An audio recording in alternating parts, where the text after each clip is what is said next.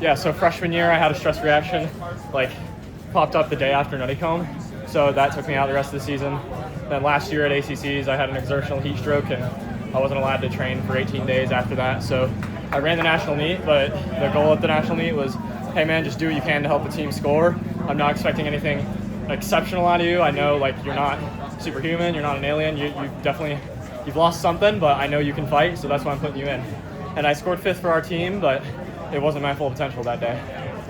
Have you given any thoughts around the U.S. Cross Country Championships on December 6th? Absolutely. 3 weeks ago, I was very hesitant to it, and the more and more I thought about it, the more and more I'm just like, absolutely, I would love to do it. So I think that I've still got to confirm this with Coach, but I think that I'm definitely leaning towards the U.S. Cross. It's kind of interesting because the collegians will always have an advantage over the pros in that race. Yeah. They're coming off of such a long season. Do you think about that at all? I mean, all the pros, I mean, it's their job to train, so they're undoubtedly going to be prepared. And I mean, you've got guys like Nico Young, Graham Blanks, Connor Mance, all guys that are, top 3 finishers at cross country national championships. They know how to run cross country, so they're not going to be any pushovers at the meet, and it's going to be fun. I'm really excited to mix it up with the pros and see what I can do, because I know that, like I said, right now I'm the healthiest and fittest I've ever been. How does this shape some of your goals for the indoor and outdoor track season? Sorry, repeat the question. How does this shape your goals for the track season? So going into this year, we thought, hey, dude, you've really knocked it out of the park this track season. Like I said, indoor season was great, outdoor season was pretty good. And so we said, hey, last 2 years you haven't had a championship cross-country season. You've knocked it out on the track. You've proved yourself there. Let's prove yourself in a championship cross-country race, and let's see how that makes you uber confident going into indoor season or outdoor season. Granted, this year's different because it's World Cross, so maybe not indoors, we'll see. But I'm absolutely super confident coming off today and doing what I did here. And you said this is your first national meet, you've come in 100%.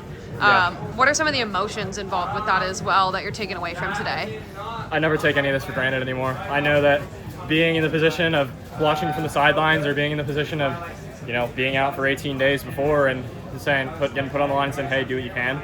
I never take any of this for granted anymore. And I know that there are so many guys who are watching this race right now from home, watching this on the sidelines, and they're just dying for the opportunity, dying for the chance to come out and run a race like this and to be healthy enough and to be fit enough to come out and race in a championship race like this, because it really wears on the mind, especially in those phases where maybe you're coming back from a stress injury and it feels like it's almost getting worse as you're coming back and it hurts more, and it starts this mental cycle downhill, and it's not fun, and I've been there. So to those people who are experiencing that right now, stay the course, keep working hard.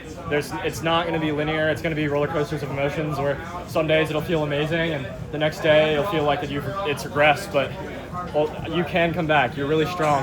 I suggest to look at this as something that happened for a reason, something with purpose. It's meant to sharpen your mind, meant to teach you something and to propel you forward to better things in the future. So I know that there are so many people dying out there for a chance like this, and that's why I just don't take it for granted anymore, because I've been in their position and it's not easy. So keep working. There's been a lot of talk this season about sort of international athletes in the NCAA. You're the top American in the field. How do you feel? What are your thoughts on that? Do you like going up against these guys? Do they push you to be better, or how do you feel? Absolutely. I think that it's great for guys like me who are at the top competing. It's just more competition, and I welcome it. It makes me better. But I understand that there's also the 18-year-old Americans coming out of high school who come into the college system, and they're running against guys who are much older than them, guys who are much more fitter than them, and it's frustrating. I understand why people are frustrating, but ultimately it's the name of the game, and you got to adapt to compete at the top level. And I think there are certainly changes that can be made. It's not a perfect system at all. It's definitely flawed, but ultimately there's positives and negatives to it, but I welcome the competition. Thanks for that. Yeah.